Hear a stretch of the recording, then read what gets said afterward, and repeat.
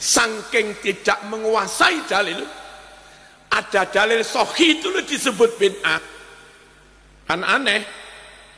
Halo, kitab Bulughul Maram halaman 107, kitab Rasail Salafiyah halaman 46, kitab Jami' Shaghir juz 2 halaman 178 menerangkan bahwa Nabi perintahkan kita membaca surat Yasin untuk bapak ibu arwah yang sudah meninggal. Kalimat hadisnya, iqra'u ala mautakum Yasin, bacakan surat Yasin buat orang-orang yang sudah mati di antara kamu. Bertahun-tahun andai kiai menyimpang, wis konangan dari dulu. Dan kalau konangan menyimpan, pondoknya bubar. Andai kiai bodoh maca kitab salah-salah, i'rabnya salah-salah, nawu sorobnya salah-salah, bodoh, pondok ini sudah bubar dari dulu. Perkara nyatanya pondok lestari sampai sekarang. Itu bukti bahwa alumni, murid, santri, masyarakat umum sudah membuktikan bahwa kiai enggak neko-neko, bahwa kiai konsisten, bahwa kiai alim menguasai kitab. Allahumma shalli ala sayyidina Muhammad. Manut mubalekan. Yang mubalek itu enggak punya pondok pesantren. Itu kita enggak tahu. Kalau mubalek kiai punya pesantren, insya Allah lurus. Sebab dia bersama santri 24 jam, hidupnya dipantau santri. Kiai itu jamaah apa enggak, santrinya tahu. Kiai nutup aurat apa enggak, santrinya tahu. Kiai dawuhnya api apa misuh-misuh, santrinya juga tahu. Dan ternyata alumni santri setelah lulus jadi orang baik-baik. Itu fotokopi kiainya yang juga baik-baik. Alumni alim-alim, tidak mungkin kiainya tidak alim. Kalau alumninya saja, tidak mungkin kiainya tidak alim. Kalau alumninya saja alim-alim.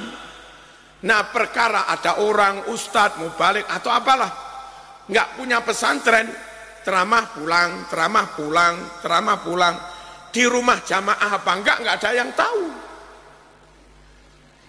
Di rumah wiritan apa enggak ada yang tahu. Alim apa enggak, atau sebelum ceramah ngerepek buku dulu, ya enggak ada orang tahu.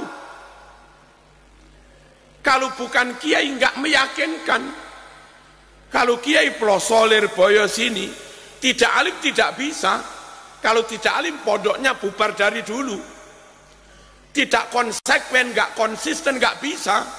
Kalau kiai mencela-mencele, pondoknya bubar dari dulu. Perkara nyatanya lestari sampai sekarang. Ini bukti bahwa masyayikh kiai bunyai lurus, layak dijadikan panutan. Allahumma shalli ala sayyidina Muhammad. Hadirin, lalu nyuwun sewu, kiai-kiai di NU rapat bahsul masail itu ketemu dengan kiai-kiai lain dari berbagai pesantren. Kalau ternyata enggak alim, pas kumpul di NU, ya kana yakunu konangan. Tak kira alim, bareng rapat menengahi kano suarane, ya konangan bodoh nih. Makanya kiai-kiai biasanya ikut jadi pengurus NU. Untuk apa? Izalatus syubhah wa izalatus syak, supaya orang lain tidak ragu lagi, tidak mamang bahwa dia benar-benar ahlu sunnah wal jamaah dan alim. Orang mungkin alim, tapi kalau nggak kumpul bersama jamiah NU, masyarakat umum itu khawatir, iki aliran apa iki akidai apa iki alim apa ora. Nah, sama jajanan roti atau apa, sudah layak dipajang nyun sewu di toko-toko Indomaret, Alfamaret, sudah dipajang di sana. Itu bukti jajan itu sudah berkualitas, ber-SNI, ada label halal. Kiai-kiai sudah jadi pengurus MBC, sudah jadi pengurus cabang Suriah, jadi pengurus PW Suriah, jadi pengurus PP Suriah. Bukti kalau dia memang sudah top. Kalau enggak top, enggak mungkin masuk ke sana, Bro Rawu. Halo, paham ini? Sekali lagi, jajanan kalau enggak top, enggak mungkin dipajang di restoran. Perkara jajanan itu laku di restoran, laku di toko-toko di bandara. Memang itu sudah berkualitas. Nah, kiai NU, kiai pondok itu perlu nderek organisasi untuk izalatus subha. Biar orang lain tidak mamang, tidak ragu tentang kealimannya, tentang wajahannya ahlu sunnah wal jamaah. Pesan kula nomor setunggal para rawuh, monggo tetep nderek kiai, monggo tetep nderek pesantren, monggo tetep nderek ulama, monggo tetep nderek nahdlatul ulama. Bahayanya tidak ikut ulama, tidak ikut nahdlatul ulama, bisa jadi ikut golongan yang fatwanya ternyata menyimpang. Yang kedua, gerakan mereka bisa membahayakan negara. Udah barangkali ada aparat atau intel atau densus lah rawuh di sini. Saman amati sudah. Mereka-mereka yang Pancasila kafir,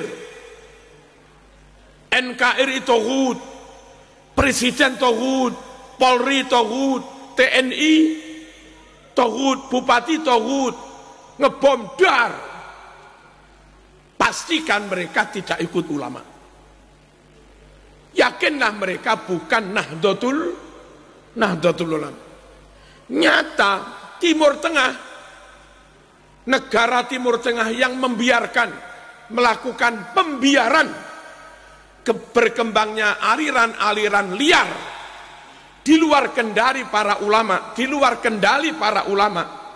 rata-rata negeri mereka berakhir dengan perang saudara.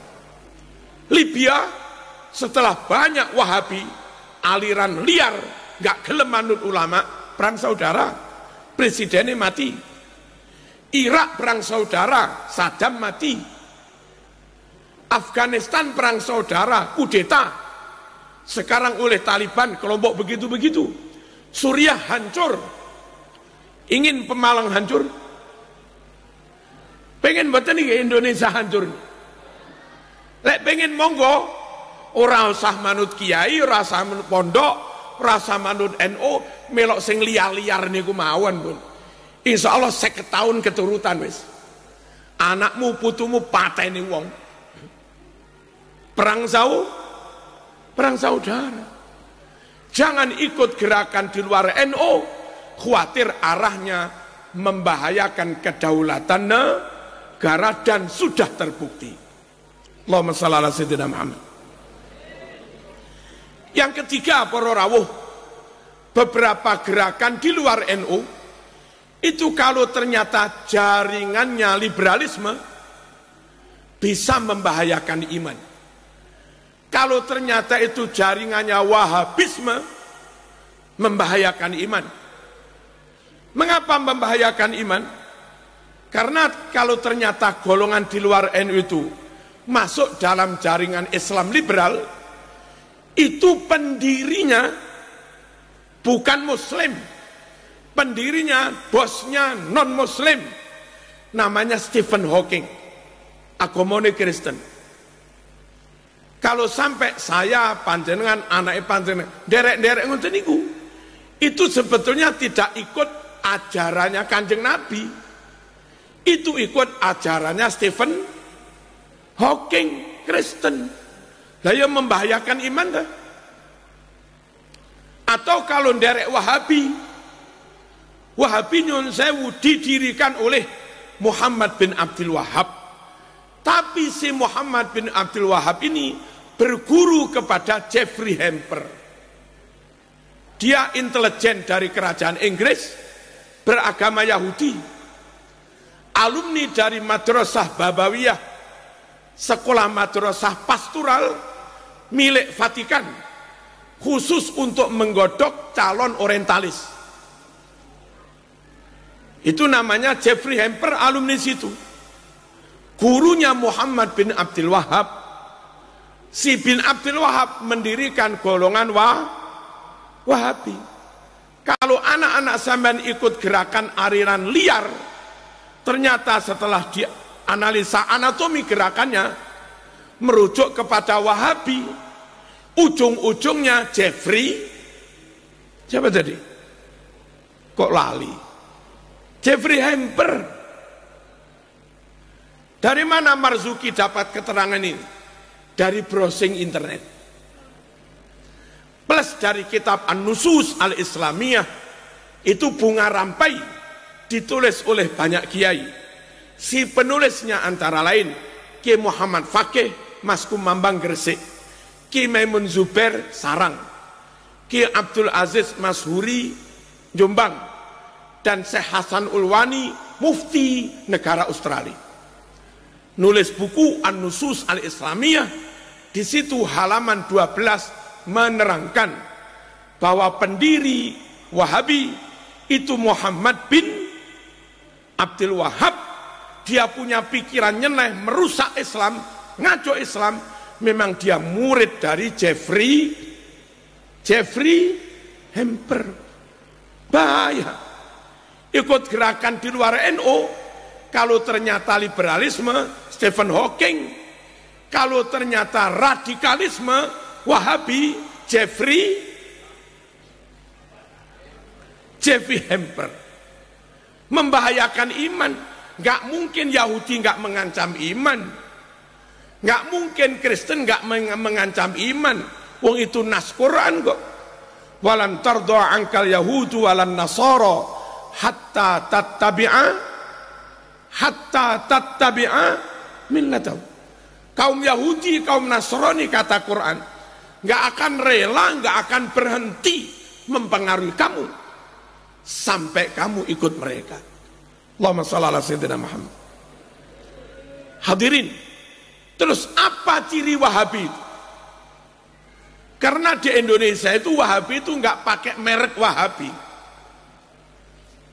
Wahabi nggak pakai brand Wahabi, nggak pakai baju Wahabi. Mereka menyamar, mereka menyusup, mereka tolabun nusroh di lingkungan kepolisian dan macam-macam. Cirinya apa Wahabi? Satu, mengharam-haramkan maulid, mengharam-haramkan haul, mengharam-haramkan istighosah, mengharam-haramkan rejeban, mengharam-haramkan nuzulil Quran, mengharam-haramkan peringatan tahun baru, termasuk wisuda kayak begini haram. Nah, barangkali ada ustadz suka dikit-dikit haram, dikit-dikit bid'ah, itu ciri apa? Ciri Wahabi. Hati-hati. Cirinya lagi, kalau ceramah nggak usah ikut kiai, nggak usah ikut ulama, langsung Quran hadis. Itu ciri Wahabi. Kadang memberi pertanyaan, memojokkan orang awam. Hei orang awam, kamu pilih manut Quran hadis apa manut kiai? Ya apa ini? Kamu pilih pegang Quran hadis apa pegang dawuhnya kiai? Gimana? Kan repot. Orang awam digiring begitu langsung Quran hadis. Nggak usah kiai, ya nggak usah kiai. Ya jadi Wahabi. Jadi radikal. Didawuhi kiai wis gak manut. Kalau zaman pilihannya manut kiai, Berarti Anda enggak manut Quran hadis, kafir. Nah, terus bagaimana? Bagi orang awam, semua muslim, yang alim maupun yang awam, semua wajib berpegang teguh pada Quran hadis. Tapi bagi orang awam, dalam hal memahami, mengamalkan, berpegang teguh pada Quran hadis dengan bimbingan para kiai. Jadi yang gimana? Quran hadis apa kiai? Quran hadis dengan dibimbing para kiai. Itu loh. Sama aja, Mbah Ramadan badhe tindak tengene New York. Dibetani peta. Niki lho alamatnya petane. Teng New York sangu peta tok. Mboten enten sing jemput. Mboten enten penunjuk jalan, ya bingung. Mudun bandara tolak. Orang awam sudah disangoni peta petunjuk kehidupan Quran hadis hudal lil muttaqin tanpa dibimbing ulama. Ini loh baca yang benar, ini loh menterjemah yang benar, ini loh pemahaman yang benar, ini loh pengamalan yang benar. Orang awam langsung Quran hadis tanpa bimbingan ulama. Seperti kita mau ke New York, hanya dibekali peta, nggak ada yang jemput. Tolak. Halo, hati-hati. Ciri Wahabi nggak